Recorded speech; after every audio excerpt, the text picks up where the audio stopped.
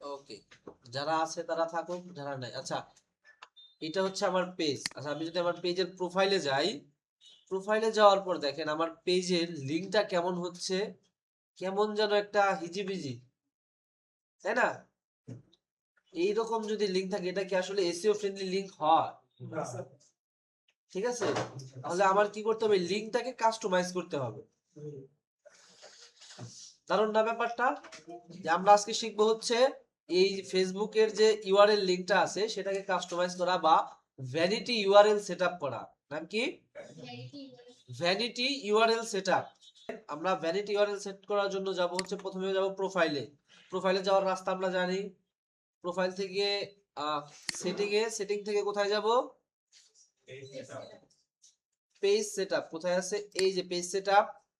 Page setup থেকে আমরা চলে যাব হচ্ছে নেম, এই অপশনে।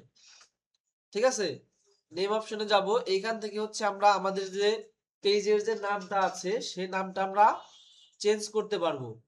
ক্লিয়ার? আমাদের পেজের যে নামটা আছে আমরা সেই নাম এখান থেকে চেঞ্জ করতে পারবো। আমরা কি চেঞ্জ করব? আচ্ছা, দরকার নাই।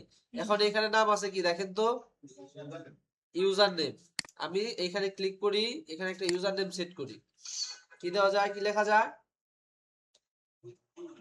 আচ্ছা, ল্যাব সি লিখবো আমি। আচ্ছা, ল্যাব সি এরকম নাই।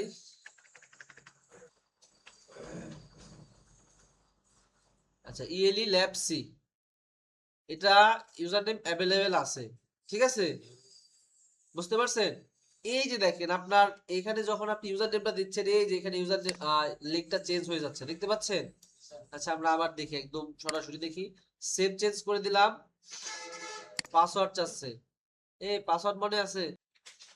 এখানে পাসওয়ার্ড দেবেন, সাবমিট করে দেবেন, হয়ে যাবে। সাবমিট করেন।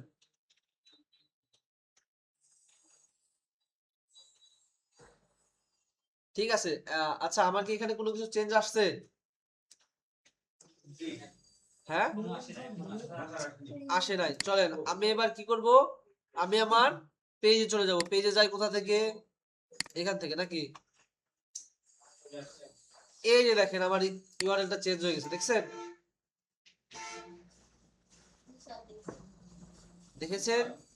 এটা হচ্ছে ভ্যানিটি ইউআরএল সেটআপ। এইভাবে ইউআরএল সেটআপ করে আপনারা কিন্তু অনেক